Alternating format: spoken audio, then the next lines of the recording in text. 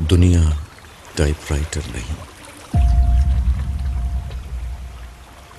ایک شخص میز پر بیٹھا ہوا ہے، اس کے سامنے کھلا ہوا ٹائپ رائٹر ہے۔ اس کے ذہن میں کچھ خیالات آئے، اس نے ٹائپ رائٹر میں کاغذ لگایا اور اپنے ذہن کے مطابق تختہ حروف یعنی کی بورڈ پر انگلیاں مارنی شروع کی۔ اچانک اس کا ذہنی خیال واقعہ بننے لگا۔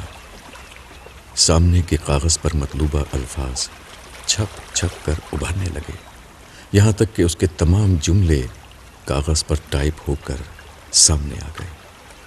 چند جملے یہ تھے: میں حق پر ہوں، میرے سوا جو لوگ ہیں سب باطل پر ہیں، میرا کوئی قصور نہیں، ہر معاملے میں قصور صرف دوسروں کا ہے، میں سب سے بڑا ہوں، دوسرے تمام لوگ میرے مقابلے میں چھوٹے ہیں، میں خدا کا محبوب ہوں، دنیا بھی میری ہے اور آخرت بھی میری۔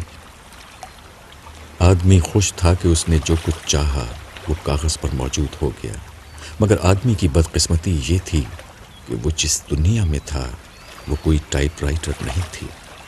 ٹائپ رائٹر کے ایک کاغذ پر جس طرح اس نے اپنے خیال کو واقعہ بنا لیا، اسی طرح وہ حقیقت کی دنیا میں اپنے خیال کو واقعہ نہیں بنا سکتا تھا۔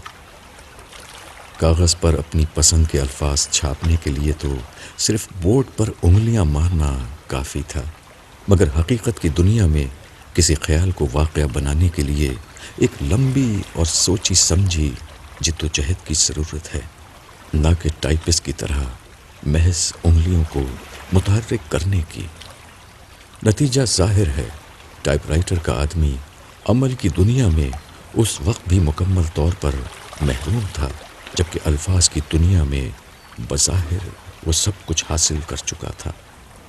یہ بات خواہ ہمارے لیے کتنی ہی ناگوار ہو، مگر یہ ایک واقعہ ہے کہ دنیا ہمارے لیے کوئی ٹائپ رائٹر نہیں اور ہم اس کے کوئی ٹائپسٹ نہیں کہ محض انگلیوں کی حرکت سے جو چاہیں دنیا کی سطح پر نقش کرتے چلے جائیں۔ یہ سنگین حقیقتوں کی دنیا ہے اور حقیقتوں سے موافقت کر کے ہی یہاں ہم اپنے لیے کچھ پا سکتے ہیں۔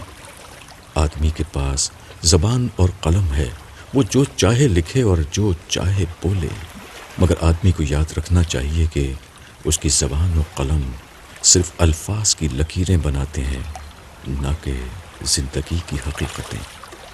الفاظ کاغذ پر نشان بن کر رہ جاتے ہیں، آواز ہوا میں غیر مرئی لہروں کی صورت میں گم ہو جاتی ہے، اور بالآخر آدمی کے پاس جو چیز باقی رہتی ہے وہ صرف ایک جھوٹا انتظار ہے، اور حقائق کی اس دنیا میں کسی کا جھوٹا انتظار کبھی پورا نہیں ہوتا۔